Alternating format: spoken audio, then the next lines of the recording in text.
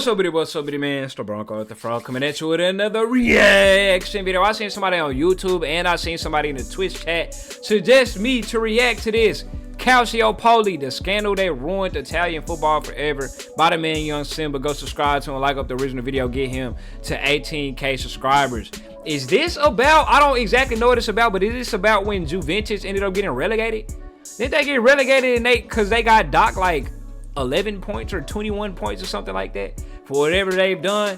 I don't know. If I don't say, I think this is the time it's gonna be interesting to watch. You know, it's a lot of corruption and all of that runs rampant through the football world. You know how with Man City they got all of their charges, they 100 and something charges that still has not been acted upon. Just 2 years ago, Everton got hit with some charges.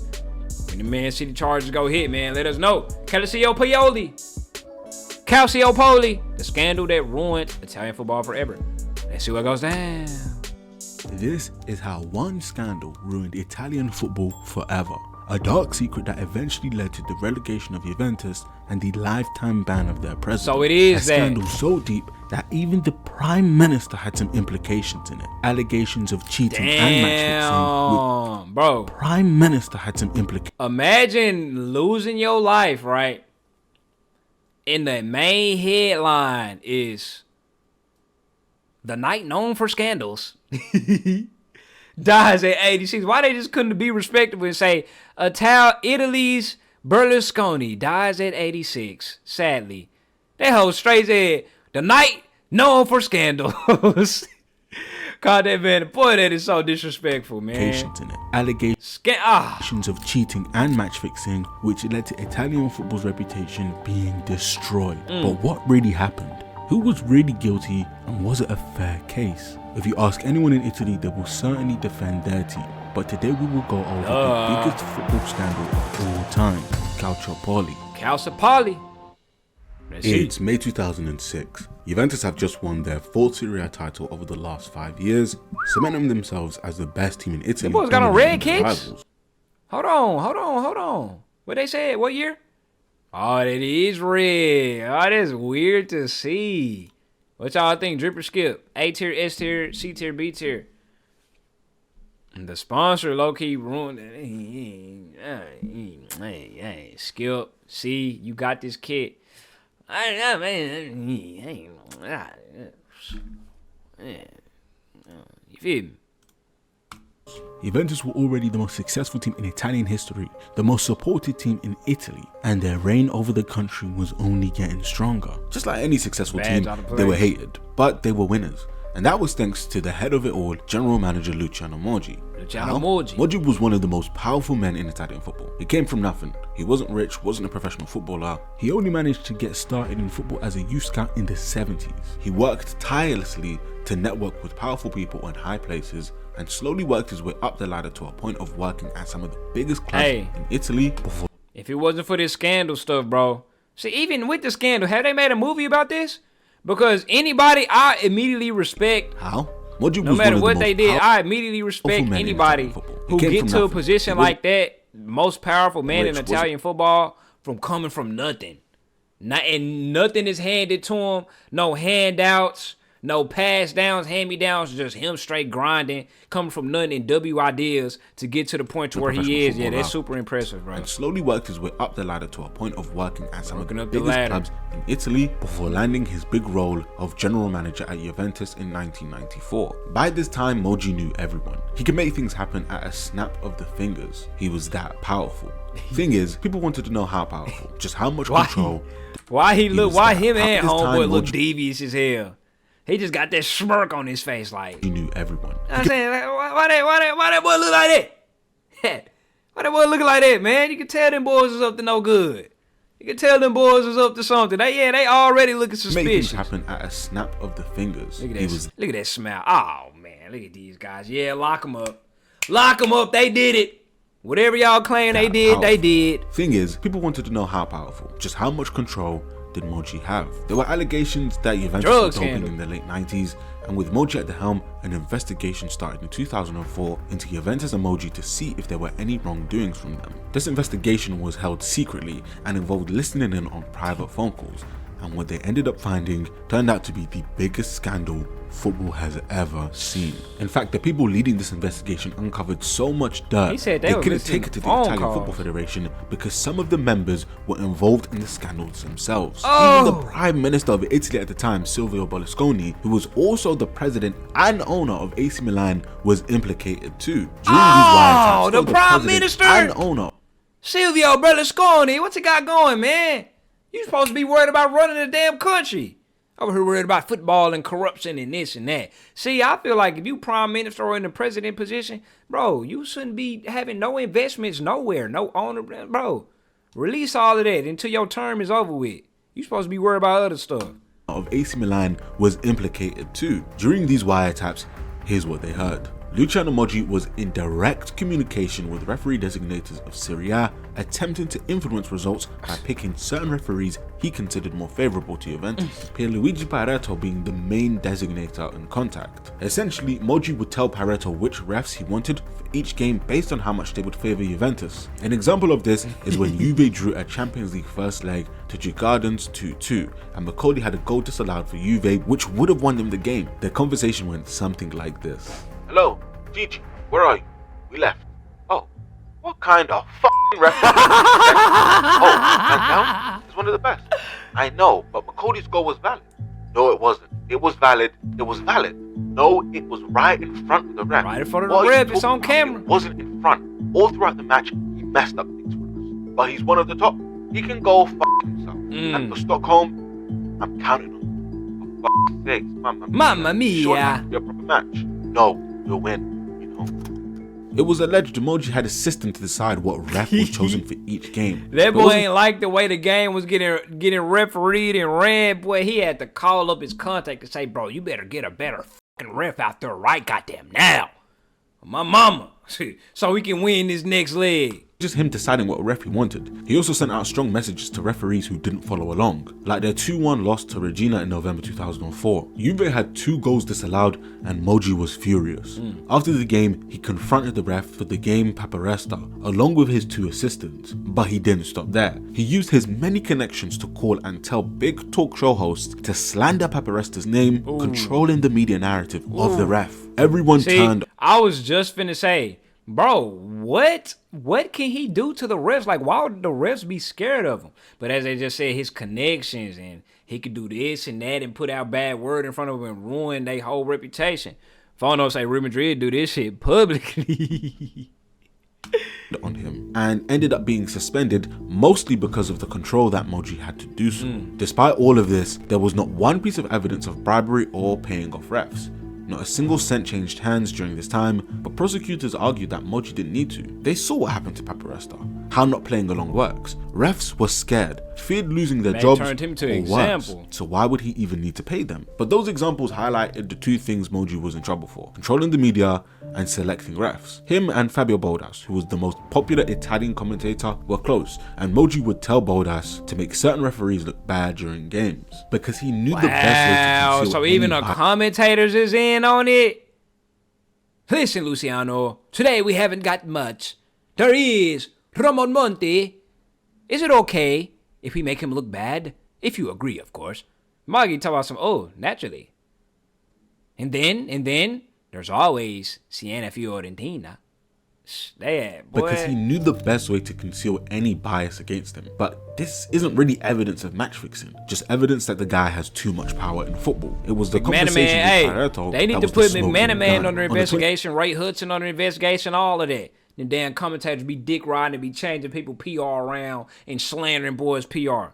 23rd of August 2004, Pareto assured Moggi the second leg of the game against Djurgården was going to be 4-1 to Juventus. They went on to win the game 4-1. The next conversation they had was in relation to their upcoming match against fierce rivals AC Milan. Moggi was heard in these conversations, handpicking referees for each game he wanted. Then he went on to tell Pareto, against Milan, it has to be Tiziano Pieri.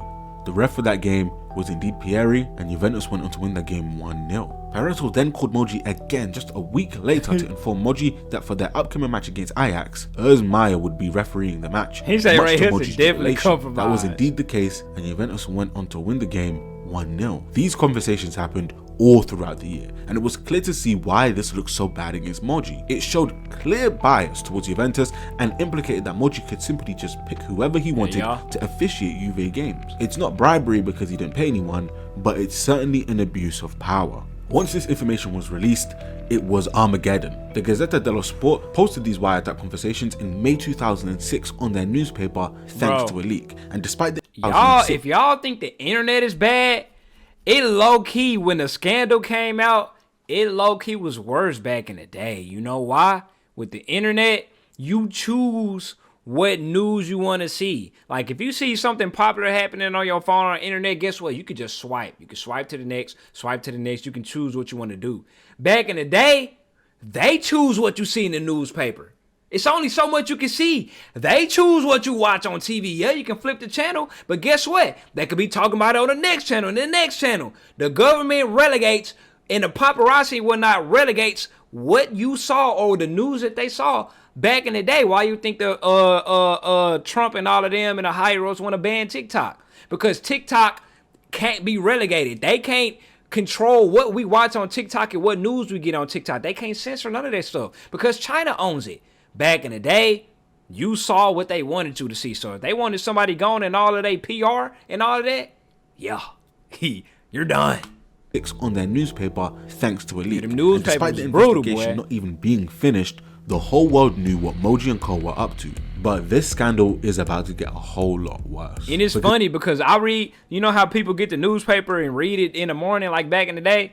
That's how I be on Twitter. I wake up in the bed, I be in the bed just like these. Scrolling my Twitter feed, seeing any current events, seeing what's happening in the football world, see what boys arguing about, all of that, man. It's crazy how times change. Because it turns out it wasn't just Juventus that were doing this. What? The leaks uncovered that Milan, Lazio, Fiorentina, and potentially others were doing the same thing as well. It went from the Juve problem to Italian football's dark secret. The backlash was swift and brutal. Many referees resigned immediately. Pareto himself resigned, and Franco Carraro resigned as president of the Italian Football Federation, as he was involved too. Moggi, after all of this, resigned as well, saying they killed my soul. Juventus's shares lost half of this, resigned as well, saying they killed my soul. Whoa, you trying to point the blame and point fingers to everybody else?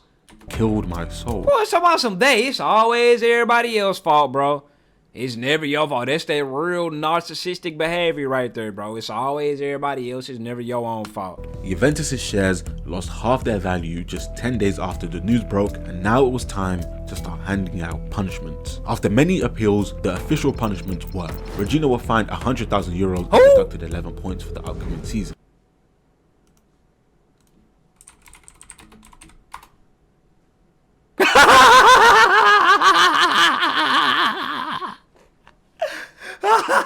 Bro, them niggas got banished all the way to Serie D? Nigga, I ain't even know Serie D existed. Yeah. Them boys, yeah, Serie D? And it makes sense too. Serie A, then there's a Serie B, then the Serie C, and the Serie D. These niggas done fell all the way down. Four divisions. Regina 1914, all because of this Calciopoli scandal right here, man. That punishment really killed this club. Bumped them boys down all the way to the Serie D. Look, the Serie D's niggas not even professionals. Look at all these clubs. I don't even think this is a professional league. It's a semi. They got bumped down to semi-pro. Feels bad. Nasty work. That should show y'all, man. Only one mistake can ruin a whole club's life, man, before the next club step up and take their spot for doing it the right way or something. Shit. Lazio had 3 points deducted from the upcoming season, were kicked out of the 06-07 UEFA Cup, and had to play 2 home games behind closed doors. Fiorentina were docked 15 points, were kicked out of the Champions League as well as 2 home games behind closed doors. AC Milan were deducted 8 points for the upcoming season, were docked 30 points for the 05-06 season. Hold on, for the upcoming. So that means they started the season with negative 11 points On the table, that bitch said negative 15 points. Bro, that is crazy. Well as a game behind closed doors. But they got to play in the 06-07 Champions League season for some reason. And crazily enough, Milan went on to win the whole competition. Which must have felt pretty tough to watch for Juventus, who were dealt the biggest punishment of them all. They were relegated to Serie B and started with a 9-point deduction. Plus, they had 2 titles stripped from them. The 04-05 title, which still remains unassigned, and the 05-06 title, which was given to Inter Milan. So I thought that it was like during the season they was kind of playing bad, and then they took the points away from them and was forced them to be relegated the next season. I didn't know that the higher up straight said, nah, y'all getting relegated. We putting y'all ass in Serie B, bro. And then take some points away from you.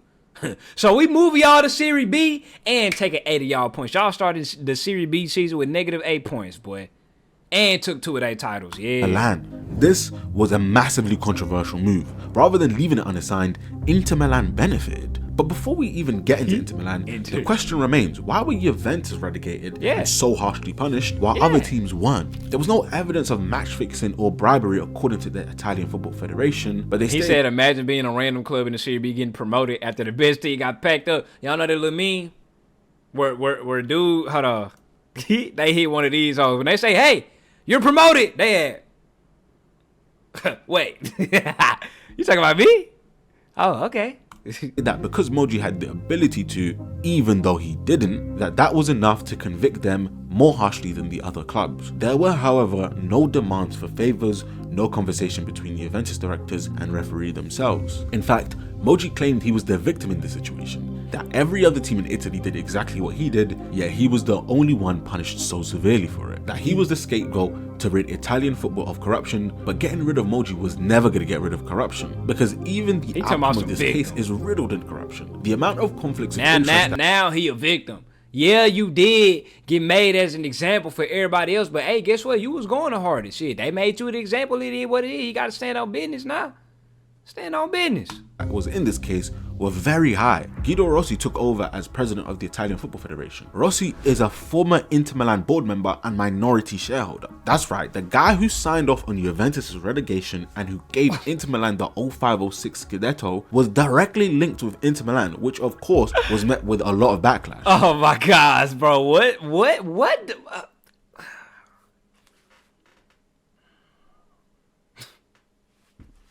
f***, bro? Italian football.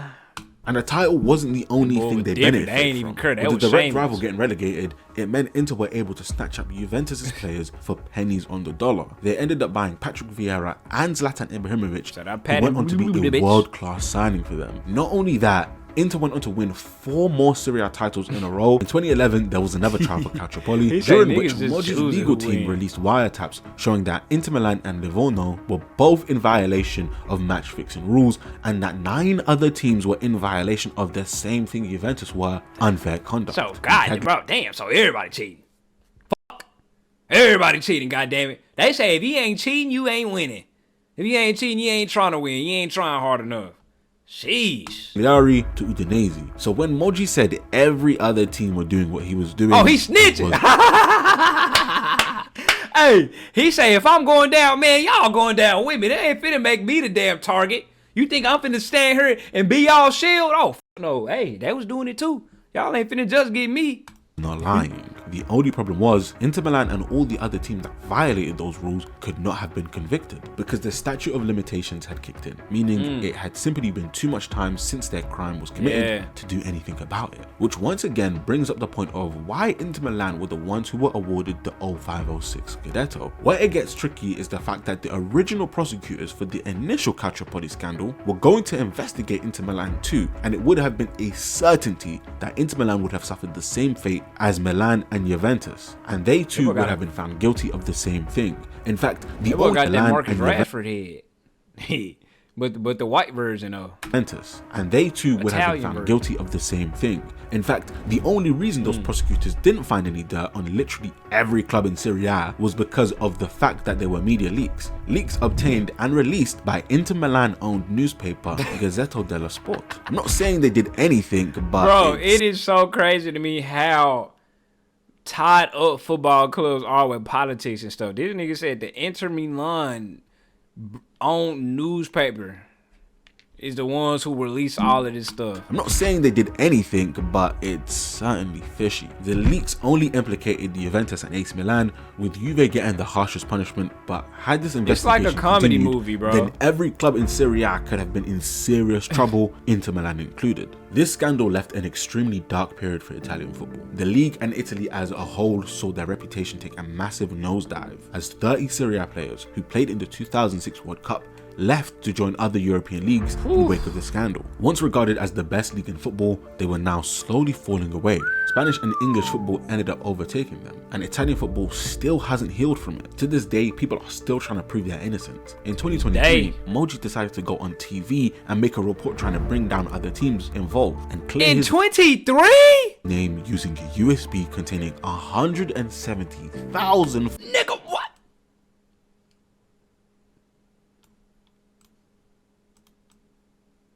So you telling me damn near 20 years later, this man's still out here. Man, I wasn't the only one, bro. I was not the only one, man. I got a whole USB with 170,000 phone calls for proof, man. Y'all not finna keep dragging my name through the mud. I was not the only one.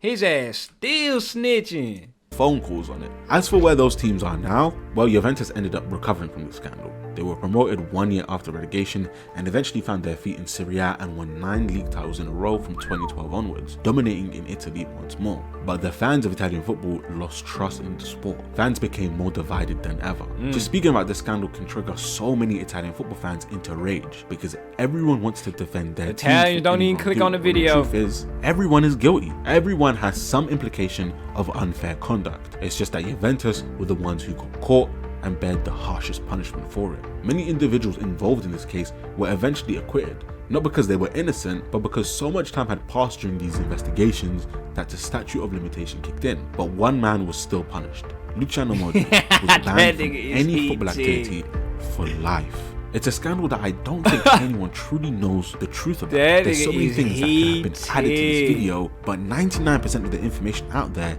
is pure speculation or blatant pointing the fingers at someone else. When it comes to hard evidence, there's just so little of it. This scandal goes so deep that we probably only know about 10% of what actually happened. But there's no doubt that this is easily the biggest match fixing scandal to this day he's trying to clear his name, bro. So let me know, do you think Juventus should have not clear his name, but he's still to this day saying, bro, y'all got me f***ed up. I was not the only one, I'm telling you. It was him. It was him. You know what's his name? Yup, him too. Him too. Why y'all not looking at them? Why y'all only looking at me? Why me? Is it because I didn't come up privileged? Is it because I had to work my way up from the bottom? I don't got, my daddy wasn't born inside of wealthiness and born inside the club and all of that. Why always me? He said, bro, gotta let it go. I ain't gonna lie, something like that, I wouldn't let it go either, to be honest. You know what I'm saying? But, hey, it's tough. Calciopoli, the scandal that ruined Italian football, that knocked down Serie A from being the best in the league, and all the football clubs took it and ran with it. Them punishments really done killed. This was got me tripped out. Go back to the 05-06 and look at the table. Oh, yeah.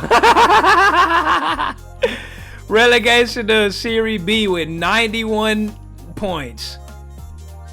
91 points. Relegation. Bro, that is hilarious. Only lost one game the whole season. Them old folks and old heads be like, the game's gone. Nigga, the game's been gone. Shit. Looking at what them boys used to be doing back in the day. If anything, the game's healing. Them boys was on some nefarious shit back in the day, man. But anyway, YouTube, hey, I'm out. He say, man, City need this for real, the world's